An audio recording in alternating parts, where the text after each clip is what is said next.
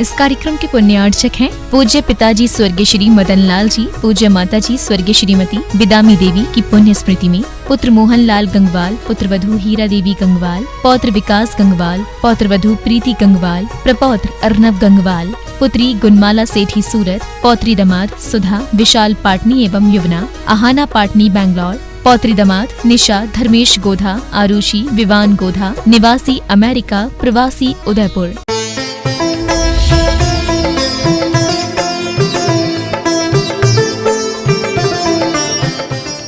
चाहे कोई कितना भी कहे कि सूरज की किरणों ने बड़ा उपकार किया है, चाहे कोई कितना ही बोले कि समंदर की लहरों ने बड़ा उपकार किया है, पर सच तो कुछ और है।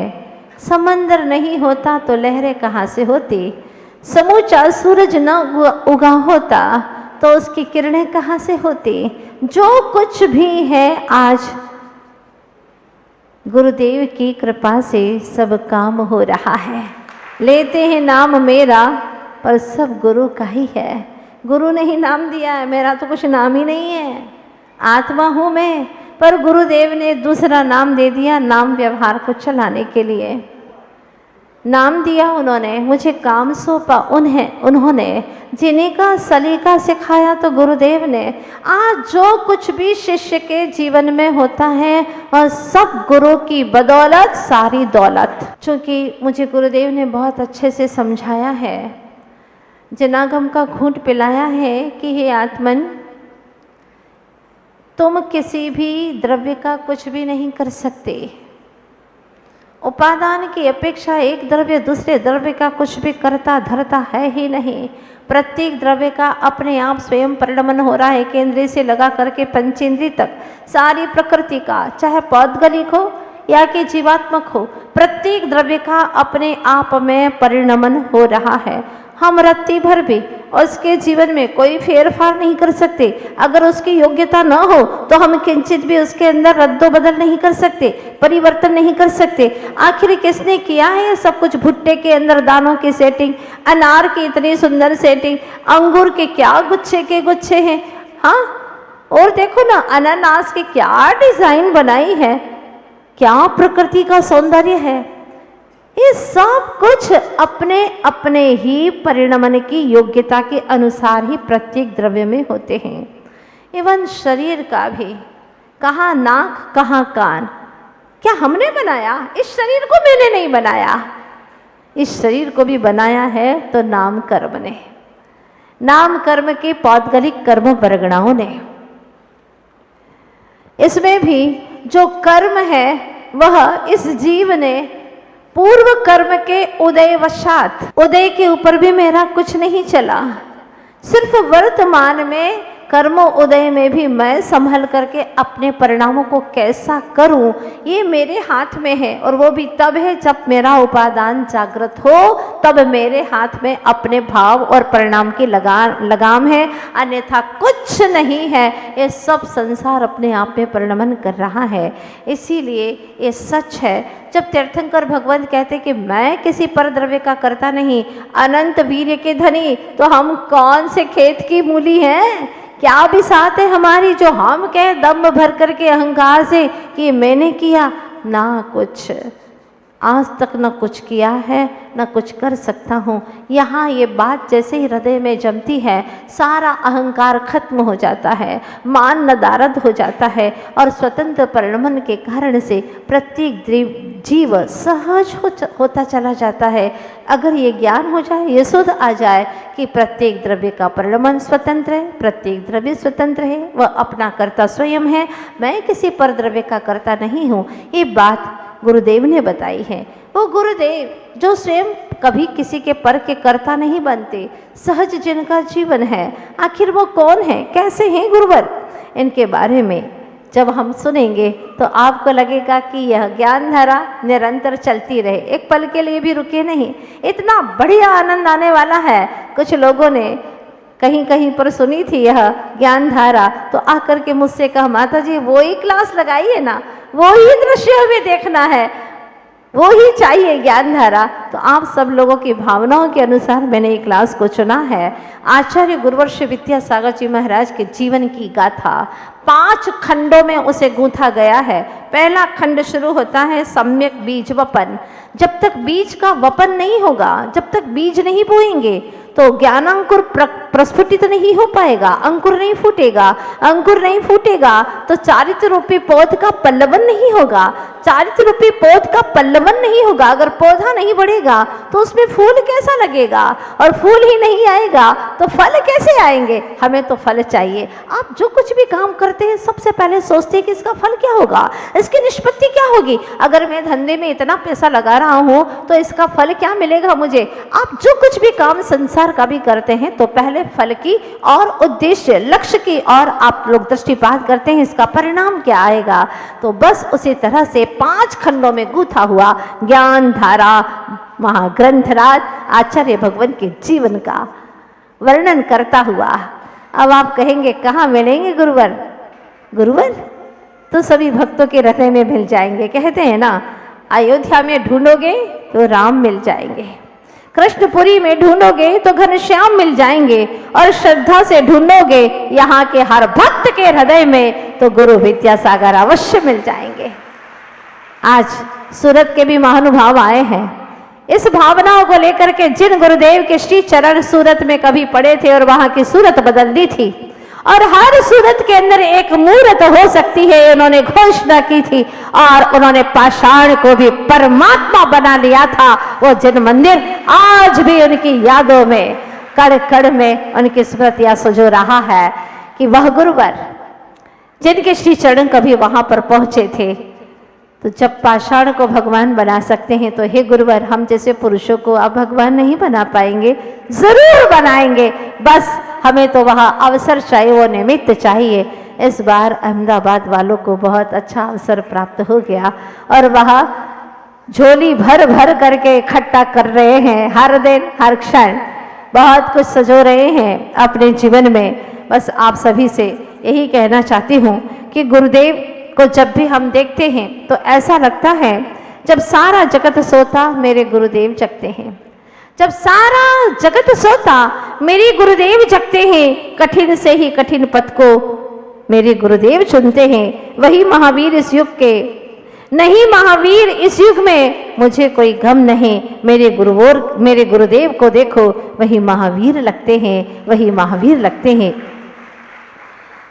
और आप लोग बहुत ही सौभाग्यशाली हैं कि ऐसे महावीर जैसी सूरत को धारण करने वाले, ऐसे ही विराग पथ पर चलने वाले गुरुदेव आप सबके हृदय में है। ज्ञान धारा कहती है मैं प्रत्येक आत्मा में रहती हूँ, बहती हूँ निशब्द में। आपके पास में ज्ञान कब से है?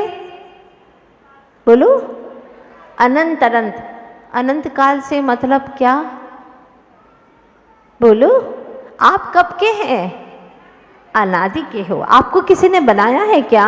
ना ना ना, मैं आत्मा, आई एम सॉल। हाँ, मैं अनादि से हूँ, अनपेरिशेबल हूँ, विनाशिक नहीं हूँ, मैं शाश्वत हूँ। ऐसा मैं आत्मा तत्व। तो आपके ज्ञान की महिमा कब है? जब आप अपने ज्ञान का सदुपयोग करें और गुरु आज्ञा में रह करके जिए। गुरु ने जो आज्ञा दी है उसका परिपालन करें। नगीने की शोभा, जो नगीना होता है उसकी शोभा अंगूठी में लगे रहने से है, वरना उस नगीने की क्या शोभा है? नगीने की शोभा अंगूठी में लगे रहने से है, और शिष्य की शोभा गुरु आज्ञा में लगे रहने से है। गुरु ने आज्ञा दी और चल पड़े। क्यों, क्या, किंतु, अगर मगर कुछ नहीं चाहिए। गुरु ने कह दिया, कोई तर्क नहीं। वह तर्क ही नरक का कारण बन जाएगा। ऐसे ज्ञान धारा का सदुपयोग करना है। विकारों की सघन चट्टानों से ढक देते अज्ञानी मुझे। ज्ञान को हमने विकारों की सघन सघन चट्टानों से ढक दिया है। इसीलिए तो ज्ञान उद्घाटित नहीं हो रहा है, पूर्ण ज्ञान नहीं हो रहा है, परफेक्ट नॉलेज नहीं हो पा रहा है। विकारों की सघन चट्टानों से ढक देते अज्ञानी मुझे। कल कल करती कर्म धारा का ही तब संवेदन करते हैं। 2 प्रकार की धारा हो गई, ज्ञान धारा और कर्म धारा। अभी आप ज्ञानवान होकर के भी किसका संवेदन कर रहे हैं? कर्मधारा का, क्योंकि कर्मधारा हावी हो रही है, ज्ञान को उसने दबा दिया है। बंदे अधिको पारिणामिको च, जो हावी होता है, ज्यादा शक्तिशाली होता है, वो कम शक्तिवान को दबा देता है। यद्यपि हमारा ज्ञान कम शक्तिशाली नहीं है, चेतनात्मक है, लेकिन कर्म धाराओं ने इसको सुषुप्त सा कर दिया है। कर्मधारा का ही तब संवेदन कर, थोड़ा सा इधर झुक जाओगे तो आप लोग वहां से पढ़ पाओगे। विरला कोई ज्ञानी ही जान पाता है मुझे कोई विरला ज्ञानी ही जान पाता है। मैंने आंखों से अगम और बुद्धि से दुर्गम गूढ़ रहस्यों को, हाँ जरा जोर से बोलिएगा, गूढ़ रहस्यों को, अतीत के अनागत के गोद की अंतलांत गहराइयों को और वर्तमान की पहचाना है। ज्ञान धारा क्या कहती है? जो आंखों से अगम है, दिखाई नहीं देते, बुद्धि से भी दुर्गम है, ऐसे गूढ़ रहस्य को किसने जाना? ज्ञान धारा ने जाना। अतीत के भूगर्भ को, जो अतीत काल बीत गया, पास्ट टेंस, उसमें जो भी घटा, कौन जानता है उसे? ज्ञान जानता है। और अनागत यानी भविष्य के, जो गोद में है, अभी उसकी गहराइयों में है, अभी प्रकट नहीं हुआ है। और वर्तमान की धरा को मैंने पहचाना है। ज्ञान भूत, भविष्य और वर्तमान तीनों काल को जानने की क्षमता रखता है। आने वाले समय की पश्चात सुनने की क्षमता सामान्य मनुष्य में कहाँ? आपको भाषा समझ में आ रही है कि नहीं आ रही है? आने वाले समय की पदचाप क्या होने वाला है, किसी को कुछ पता है क्या? सामान्य मनुष्य को नहीं। नीति के खेल से सब अपरिचित थे, लेकिन मैं परिचिता थी। मैं यानी कौन? ज्ञानधारा। ज्ञानधारा कहती है मैं परिचिता थी उससे, हाँ, कि क्या क्या होने वाला है नीति के खेल में। मेरी ही कोख में तो समाई थी नीति की परिणति और उसका नियंता। नीति में क्या परिणमन होने वाला है और उसका नियंता कौन है? अब कौन आने वाला है इस धरती के ऊपर? ऐसा कोई युग पुरुष किसी को पता नहीं था, लेकिन वो युग पुरुष कैसा है? जो ध्रुव, अडिग, दृढ़ संकल्पी, चैतन्य चिन्मयी, सहज निर्विकल्पी, ऐसा आत्मा इस धरती पर आने वाला है, जिनके परिचय से स्वयं का सहज परिचय, जिनका हम परिचय कराएंगे, उनका परिचय करते करते निज का परिचय हो जाता है।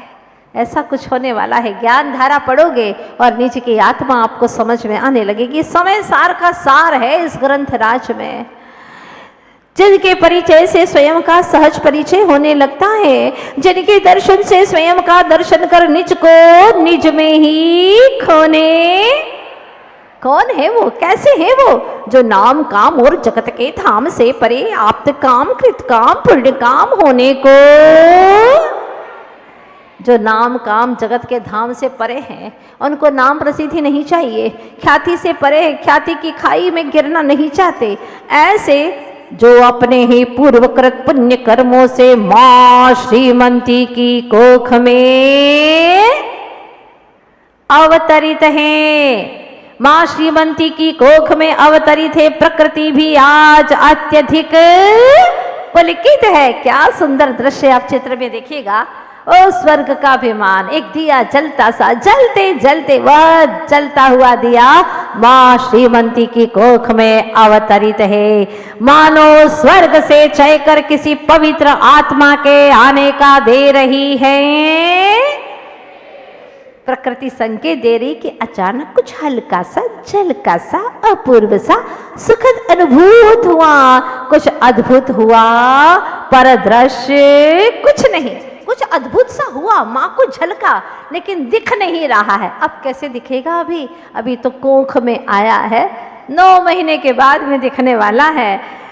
गर्भ के रहस्य में समा गया चेतन आत्मा, गर्भस्थ के गर्भ में ज्ञान। जो गर्भस्थ जीव है उसके भी गर्भ में ज्ञान है कि नहीं? बोलो। 3 महीने के बाद में ज्ञान आएगा, जीव आएगा, ऐसा है क्या? बोलो माताओं, कहती है ना 3 महीने के बाद में जीव आता है, तब तक तो उसको झटपट निकाल दो। ओहो, अगर एक समय भी हुआ है वो जीव आया है, अगर तुमने टेबलेट खाई है, जीव को बाहर निकाला है, वो मृत हो जाएगा। पंचेंद्रिय सैनी जीव के मरने का पूरा दोष तुम्हारे माथे पे आएगा। ध्यान रखना, इसलिए ऐसा पाप कभी नहीं करते, कभी नहीं करते। अगर किसी ने किया भी हो तो वह आहार देने की अधिकारिणी नहीं है। पति ने अनुमोदना की हो, जब तक वह पंचेंद्रिय जीव की हिंसा का दोष जो माथे पर लगा है उसका प्रायश्चित नहीं लेंगे, तब तक वह आहार दान आदि के अधिकारी नहीं हो सकते। ऐसी जैनागम की आज्ञा है।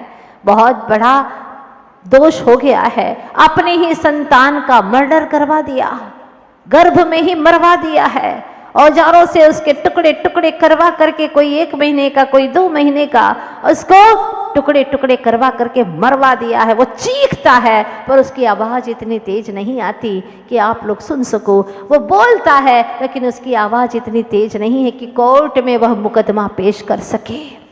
नहीं है उसके पास में इतनी क्षमता। वो वहीं पर रोक करके चिल्ला करके चुप हो जाता है। हमेशा हमेशा के लिए उसकी ज़िंदगी उसकी माँ ही छीन लेती है।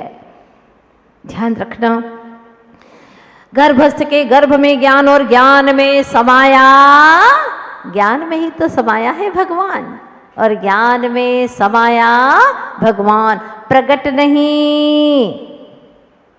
हाँ, पलटेंगे इसको, प्रकट नहीं किंतु इसमें बहुत कुछ अप्रकट सत्य निहित है। अभी प्रकट कुछ नहीं दिख रहा है। अभी गर्भ में कौन आया किसी को पता चला क्या?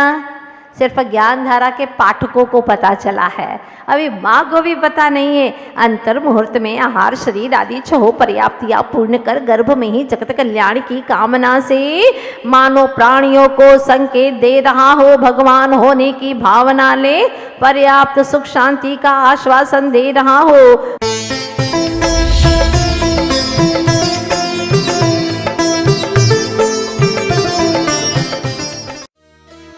इस कार्यक्रम के पुण्यार्चक थे पूज्य पिताजी स्वर्गीय श्री मदन लाल जी, पूज्य माताजी स्वर्गीय श्रीमती बिदामी देवी की पुण्य स्मृति में पुत्र मोहन लाल गंगवाल, पुत्र वधू हीरा देवी गंगवाल, पौत्र विकास गंगवाल, पौत्र वधू प्रीति गंगवाल, प्रपौत्र अर्नव गंगवाल, पुत्री गुणमाला सेठी सूरत, पौत्री दामाद सुधा विशाल पाटनी एवं युवना आहाना पाटनी बैंगलोर, पौत्री दामाद निशा धर्मेश गोधा, आरुषि विवान गोधा, निवासी अमेरिका, प्रवासी उदयपुर।